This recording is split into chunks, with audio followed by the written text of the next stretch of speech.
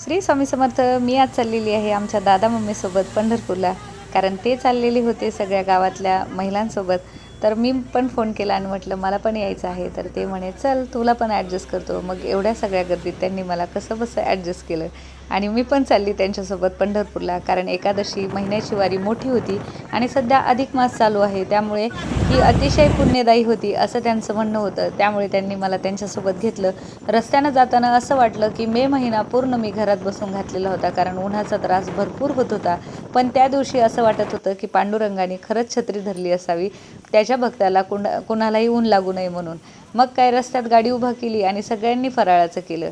एका ठिकाणी उभे राहिलो, तिथं गाई म्हशी आणि खूप छान हिरवीगार झाडं, आंब्याची झाडं, तसेच पाण्याची सोय होती आणि इतकं सुंदर वाटलं. सगळ्यांनी फराळाचं केलं. सगळ्यांनी भरपूर सगळं फराळाचं आणलं होतं. एकमेकांना ते शेअर करत होते आणि खूप मज्जा आली खाताना. फराळ करताना असं वाटलं की खरंच किती आनंद असतो या छोट्या छोट्या गोष्टीमध्ये. आणि मग काय, सगळ्यांनी फराळाचं खाल्ल्याच्या नंतर आम्ही तिथं असलेला पाण्याचाही आस्वाद घेतला. पाणी तर एकदम टेस्टी होतं. मग काय, पाणी तिथं पिलं, बाटल्या भरून घेतल्या.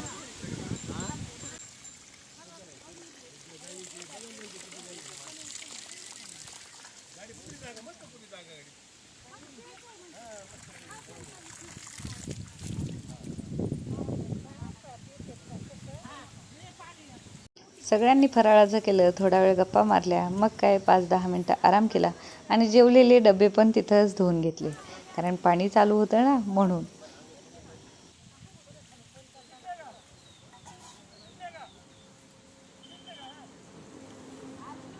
परत गाडीत बसलो, पुढच्या प्रवासाला निघालो. मग परत मध्येच दादांनी काय केलं, गाडी उभा केली आणि आईस्क्रीम खायला घातली.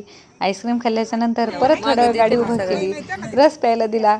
काय मग गाडीत फराळाचं केलं, मज्जाच मज्जा. आईस्क्रीम खाल्ली, रस पिलो, खूपच छान वाटलं. असं वाटलं एखाद्या खरंच एक दिवसाच्या पिकनिकलाच चाललो आहोत.